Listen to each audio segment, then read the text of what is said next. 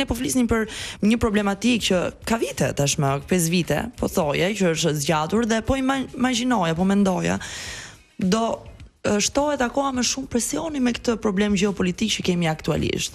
Kështu që në fakt realisht duhet ishte bërë diçka, si mendon Blendi, sepse tani duhet kishin fituar një farë pavarësie, të paktën në këtë sektor, se pa diskutim do të rritet çmimi se naftën pa TVSH për shembull që ka qenë një tjetër kërkesë që s'ka ndodhur për bujqit. Po, por tani kemi edhe një problem tjetër që pra qeveria do të heqë dorë nga subvencionimi i naftës dhe të mendosh që çmimi i naftës është në nivelet më të larta, që të gjitha produktet bujqësore dhe blegtorali do të rriten.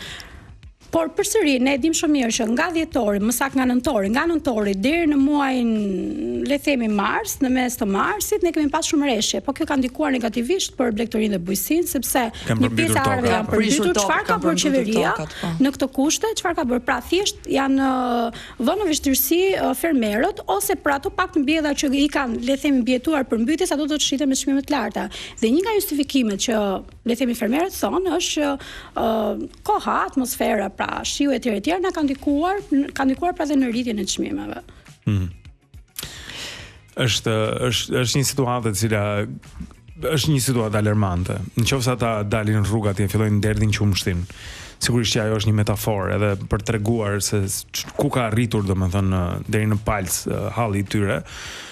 Ti do të mendoje, unë s'jam eksperti asnjëres prej këtyre, që si qeveri duhet që të ndërhyja, ta ndihmoj produktin vendas, ta ndihmoj blegtorin vendas, bujkun vendas, që të siguroj ushqimin brenda vendit, sepse nesër pas nesër mund të kesh kufizime edhe në importe. Pra Italia mund mos dojë të eksportojë aq shumë domate sa më përpara sepse më duhen për vete. Situata është e paqëndrueshme, e rrezikshme, po themi nga të gjitha anët, dhe ne jemi një vend bujqësor. Gjithmonë kemi qenë një vend bujqësor. Domethënë bujqësia është në fakt zemra e ekonomisë shqiptare, pavarësisht që ndërtimi për një periudhë, sidoqë se po shikoj edhe një raport të Bankës së Shqipërisë, përmend edhe para ca ditësh këtu, që ka pesimizëm te konsumatorët, pesimizëm te industritë e ndryshme.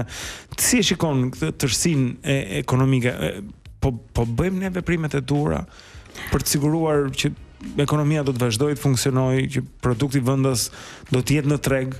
Një ekonomi e shëndetshme në fakt është një ekonomi që prodhon jo vetëm për vendin, po arrin edhe të nxjerrë jashtë. Po të eksportoj. Pra ne kemi një bilans tregtar aq negativ, saqë mburemi kur mendojmë që po përmirësojmë apo po rrisim eksportet. Pra, çka duhet të them?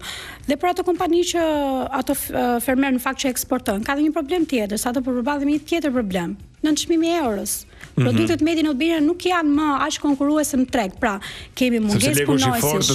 Absolutisht, dhe i bën këto produktet shqiptare më të shtrejta në vendet kur shiten vendet Bashkimit Evropian apo më tutje. U bën dëm këtyre që nxjerrin. Pra, u bën dëm përsëri. Pra, po ta shohim, ka aq shumë probleme, ndaj thash dhe në nisje të intervistës, ka aq shumë probleme që patjetër që duhen ulur në tavolinë grupet e interesit, pra përfaqësues të grupeve të interesit apo shoqatat, përfaqësues të shoqatës, dhe të kuptohet ku është problematika, se në fund ditës kjo është një problem që na prek të gjithë, na prek së pari ne konsumatorët shqiptar, pra ne qytetarët shqiptar, me rritje çmimesh. Së dyti, siç tha dhe ju, me kufizime kemi probleme, nuk dihet se si do të shkojë kjo luftë në fakt.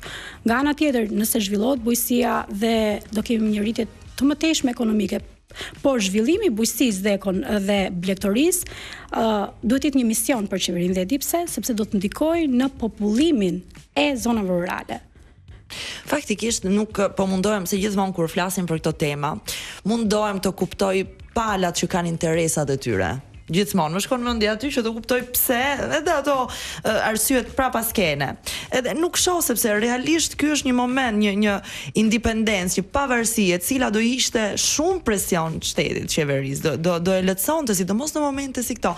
Po, më le të pyes, a ka pas momente ku është folur, siç thua ti, janë ulur në atë tryezë, apo jo, që kanë arritur deri te pika e protestës, që janë të shqetësuar sot? Unë mendoj që është folur, patjetër, sepse çdo shoqat ndjek rrugët zyrtare dhe institucionale një herë, por mendoj që nuk janë dëgjuar, ose ndoshta janë premtuar dhe në fund sipas skemës, pra nuk janë marrë parasysh të gjithë kushtet. Pra, unë mendoj që kjo kjo çështje është me interes kombëtar. Është vërtet me interes kombëtar dhe qeverinë e impakton nëse kemi një bujësi të dobët, sepse në fundi dhe qeveria për qeverinë do të ishte mirë që bujësia të zhvillohej, do të kishte më shumë taksa, do të kishte më shumë rritje ekonomike, më shumë zhvillim, do kishte më shumë individë që jetojnë në zonat rurale të punësuar. Ne kemi paketën e maleve, paketa e maleve këtë synon në fakt. Pra shohim që së fundmi çdo bashki, pra çdo kryetar i qeverisë vendore ka le themi treguar zonat e tjera, po paketa e maleve, së pari është për bujësi e blegtorisë, së dytë është për turizëm. Po si mund të kemi turizëm, siç tham, pra është e lidhur pra turizmi me agroturizmin. Kështu që madje kjo mund të ndikonte edhe në zhvillimin e një industrie përpunuese, pra për gjithë ato produkte që shpeshherë mbeten pa shitur, mund t'i përpunojmë, siç mund të bëhet salcë, domate, komposto, frutat e tjera, lëngje frutash. Pra, me zhvillimin e bujësisë ne kemi edhe zhvillimin e disa industrive të tjera që do ndikonte pozitivisht, pra në rritje ekonomike, pse jo edhe në zhvillim të vendit, rritje të marzhit të fitimit e tjera.